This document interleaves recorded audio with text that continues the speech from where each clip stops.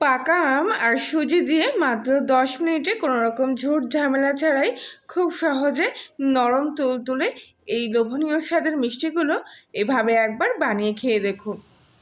একবার বানিয়ে সংরক্ষণ করে রাখতে পারবেন বেশ কয়েকদিন ধরে। আর সেই জন্য প্রথমেই আমি এখানে একটা পাকা আম নিয়ে নিয়েছি। তো এই আমের থেকে আমি চাকলাগুলো কেটে নেবো এইভাবে। তো দু সাইড থেকে এইভাবে চাকলা কাটা হয়ে এর থেকে আমি আমের স্লাইসগুলো এইভাবে বের করে নেব।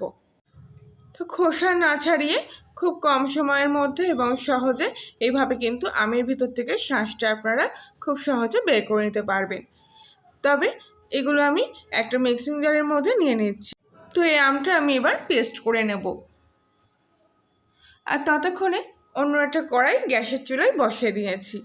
আর এখানে নিয়ে নিয়েছি 1 কাপ পরিমাণ সুজি। শুকনো কড়াইতে সুজিটা দিয়ে একটু হালকা এইভাবে নাড়াচাড়া করে নিলাম। মোটামুটি সুজিটা একটু গরম হয়ে আসলে এর মধ্যে আমি দিয়ে দিচ্ছি 1 চামচ পরিমাণ ঘি। এবার ঘিয়ের সাথে সুজিটা খুব ভালো করে এইভাবে মিশিয়ে নিয়ে হালকা আঁচে এইভাবে নাড়াচাড়া করে ভেজে নেব। এক্ষেত্রে সুজিটা লাল করে ভাজার কোনো প্রয়োজন নেই। কিছুক্ষণ ধরে এইভাবে নাড়াচাড়া করতে করতে দেখবেন সুজির মধ্যে এরকম একটা দানা দানা মতো টেক্সচার চলে এসছে। ঠিক এরকম করে ঝুড়ো ঝুড়ো করে সুজিটাকে ভেজে নিতে হবে। তো ভেজে নেওয়া সুজিটা আমি একটা অন্য পাত্রের মধ্যে ঢেলে নিচ্ছি। এবারে অন্যদিকে আমের কাকটাও কিন্তু এখান থেকে বেরিয়ে গেছে, মানে সম্পূর্ণ আমটা এইভাবে পেস্ট করে নিয়েছি। এবার ওই কড়াইয়ের মধ্যে আমের পেস্টটা নিয়ে নিলাম আর গ্যাসটা অন করে নিয়ে আমের এই কাকটাকে একটু এইভাবে সিম আঁচে জাল দিয়ে নিচ্ছি। সরাসরি আমের কাঠটা ব্যবহার না করে যদি এইভাবে একটু জাল দিয়ে নেন হালকা আছে, তাহলে দেখবেন মিষ্টিগুলো কিন্তু সহজে নষ্টও হবে না। আর এইভাবে জাল দিয়ে নেওয়ার ফলে আমের কাঠটার কালারটাও কিন্তু খুব সুন্দর আসবে। তো কিছুক্ষণ পর এইভাবে জাল দিয়ে নেওয়ার পর আমের কাঠটা একটু শুকিয়ে এসছে। তো এর থেকে আমি 2 চামচ আমের কাঠ এখানে তুলে রাখছি, এটা পরে কাজে লাগবে। তো এই পর্যায়ে আমি এখানে নিয়ে নিচ্ছি 1/2 কাপ পরিমাণ চিনি। এবারে চিনির সাথে আমের কাঠটা ভালো করে জাল দিয়ে নেব। তাহলে কি হবে, কালারটা কিন্তু আরও একটু গাঢ় মতো হবে, কেননা চিনিটা কিন্তু গলতে শুরু করবে আর আমের কাঠের সঙ্গে মিশে গিয়ে খুব সুন্দর একটা কালার চলে আসবে। তো সম্পূর্ণ চিনিটা গলে গিয়েছে। তো এই পর্যায়ে আমি এখানে নিয়ে নিচ্ছি কিছুটা এলাচের গুঁড়ো। এলাচের গুঁড়ো দিলে পরে এর গন্ধটা ভালো আসবে।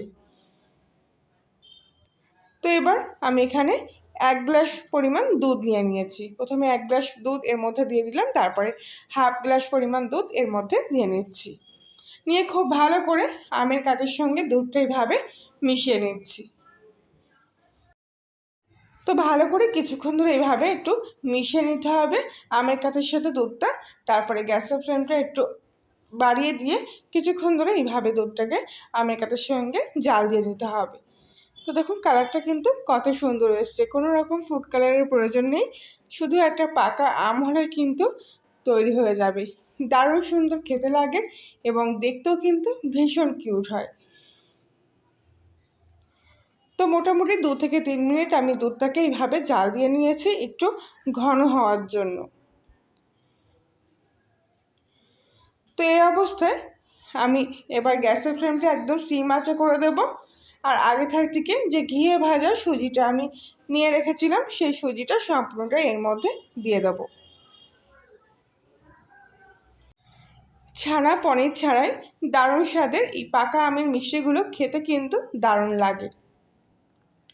তো ঘরোয়া মাত্র কয়েকটি উপকরণ দিয়ে কিন্তু খুব কম সময়ের মধ্যে এগুলো তৈরি হয়ে যাবে। তো এবার সুজিটা এর মধ্যে ভালো করে এইভাবে মিশিয়ে নিলাম, যাতে সুজির মধ্যে কোনো দলাভাব না থাকে। যদিও বা ভাজা সুজি দলাভাব হওয়ার কোনো চান্সই থাকবে না। তবে খুব ভালোভাবে এইভাবে কিন্তু মিশিয়ে নিতে হবে আর গ্যাসের ফ্লেমটা লো টু মিডিয়াম আঁচে রেখে এটাকে এইভাবে পাকিয়ে নিতে হবে। তো অনবরত নাড়াচাড়া করবেন আর আস্তে আস্তে দেখবেন সুজিটা কিন্তু এভাবে শুকিয়ে আসছে। আশা করছি আজকের রেসিপিটি সম্পূর্ণ দেখার পর আপনাদের ভালো লেগে থাকবে। ভালো লাগলে প্লিজ লাইক শেয়ার কমেন্ট করে জানাবেন। আর আপনি যদি কলিনের রান্নাঘরে নতুন সদস্য হয়ে থাকেন তাহলে প্লিজ চ্যানেলটি সাবস্ক্রাইব করে পাশে থাকবেন এবং পাশের বেল আইকনটি প্রেস করবেন নতুন কোনো ভিডিওর আপডেট পাওয়ার জন্য। তো সুজিটা কিন্তু একদিক থেকে যেমন খুব ভালোভাবে সিদ্ধ হয়ে গেছে, তেমনি এরকম এক জায়গায় কিন্তু ডো মতো হয়ে এসছে। আর কিছুক্ষণ এভাবে পাতিয়ে পাতিয়ে সুজিটা নাড়াচাড়া করতে করতে দেখবেন আপনা আপনি এরকম করার গা থেকে উঠে আসছে। তবে এই পাকটা একদম পারফেক্ট হয়েছে কিনা তা চেক করার জন্য হাতটা একটু জলে ভিজিয়ে নিয়ে তারপর এখান থেকে সামান্য একটু অংশ হাতের মধ্যে এভাবে নিয়ে দেখবেন যে এটা এরকম এক জায়গায় হয়ে আসছে কিনা। আর যদি নরম থাকে হাতের মধ্যে লেগে চাটপাটে হয়ে যায় তাহলে কিন্তু আর একটু ভালো করে পাকিয়ে নিতে হবে। তো দেখুন হাতের মধ্যে একদমই লেগে আসছে না, সুন্দরভাবে উঠে আসছে। তো এবার আমি এই ডোটাকে নামিয়ে নিচ্ছি আর অন্য একটা থালার মধ্যে এই সুজির ডোটাকে নিয়ে নেব। নিয়ে খুব ভালো করে এভাবে পাতিয়ে দেবো প্রথমে গরম অবস্থায়, কিছুক্ষণ এইভাবে খোলা হাওয়া রেখে দেবো একটু হালকা ঠান্ডা হওয়ার জন্য। মোটামুটি একটু ঠান্ডা হয়ে আসলে তারপরে হাত দিয়ে ভালো করে চেপে চেপে এই ডোটাকে একবার একটু মেখে নিতে হবে।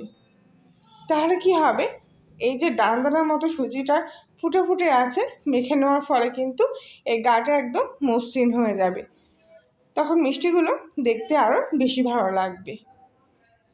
তো এই অবস্থায় কিছুক্ষণ ধরে এইভাবে সুজিগুলোকে মেখে নেওয়ার পর এবার হাতের মধ্যে আবারও সামান্য একটু ঘি নিয়ে নিয়েছি। ঘি দিয়ে আবার এটা ডোটাকে একটু মেখে নেব, তাহলে কি হবে আর হাতের মধ্যে লেগে যাবে না আর সম্পূর্ণ প্লেট থেকেও কিন্তু সুজির ডোটা উঠে আসবে। তো এবার মিষ্টি তৈরি করার জন্য ডোটা একদম পারফেক্টভাবে তৈরি হয়ে গেছে। এবার এর থেকে সামান্য করে কিছুটা অংশ কেটে নেব আর হাতের মধ্যেখানে নিয়ে এরকম গোল মতো করে পাকিয়ে নিয়ে তারপরে চ্যাপটা করে নেব আর ঠিক মধ্যখানটা এভাবে একটু চেপে দেব। দেখুন কত সুন্দর প্যারার মতো করে এই মিষ্টিগুলো তৈরি করে নিচ্ছি। তো এরকম ছোটো ছোটো করে তৈরি করছি, বাকিগুলো ঠিক একইভাবে তৈরি করে নেব। আর যদি আপনারা মনে করেন আপনাদের পছন্দ মতো অন্য কোনো শেপ দেবেন তাহলে সেটাও দিতে পারেন। তো বাকিগুলো ঠিক একইভাবে এখানে আমি তৈরি করে নিয়েছি। আর দেখুন মিষ্টির গাগুলো কিন্তু একদম কত সুন্দর মসৃণ তেলালো হয়েছে, তো দেখতেও কিন্তু দারুণ লাগছে। তো এখানে আমি 2 চামচ পরিমাণ গুঁড়ো নারকেল নিয়েছি আর নারকেলের গুঁড়োটা এই প্রত্যেকটা সুজি মিষ্টির গায়ে খুব ভালো করে লাগিয়ে নেব, তাহলে এগুলোকে দেখতে আরও সুন্দর লাগবে। এছাড়াও নারকেলের গুঁড়োর যে স্বাদটা সেটা কিন্তু এই মিষ্টির মধ্যে ভীষণ মজার আসে। তো যাই হোক বাকি মিষ্টিগুলোর গায়ে আমি ঠিক এইভাবে নারকেলের গুঁড়ো একটু হালকা করে লাগিয়ে নিয়েছি। তো এবার আগে থেকে যে 2 চামচ মতো আমের কাঠ আমি তুলে রেখেছিলাম না জাল দিয়ে, সেই আমের কাঠগুলো এইভাবে মিষ্টির ওপর থেকে যে গর্ত মতো করা ছিল সেই গর্তের মধ্যে এইভাবে অল্প অল্প করে দিয়ে দিচ্ছি। এতে আমের যে মিষ্টি সেটা কিন্তু দেখতে আরও বেশি ভালো লাগবে। দেখুন কি সুন্দর মধ্যেখানটা এরকম জেলি জেলির মতো দেখতে লাগবে। তো মিষ্টিগুলো তৈরি করার পর আমি ঠিক 1 ঘন্টার মতো এইভাবে ফ্রিজ আপ করে রেখেছিলাম, এতে এটা খুব ভালোভাবে সেট হয়ে যায়। তো এখান থেকে একটা মিষ্টি আমি ভেঙে নিয়েও দেখাচ্ছি। দেখুন এর মধ্যে কিন্তু কোনো চিটচিটে মতো ভাব নেই, একদম সফট একটা মিষ্টি তৈরি হয়েছে। তাহলে বন্ধুরা আজকের মতো এই পর্যন্তই, সবাই ভালো থাকবে।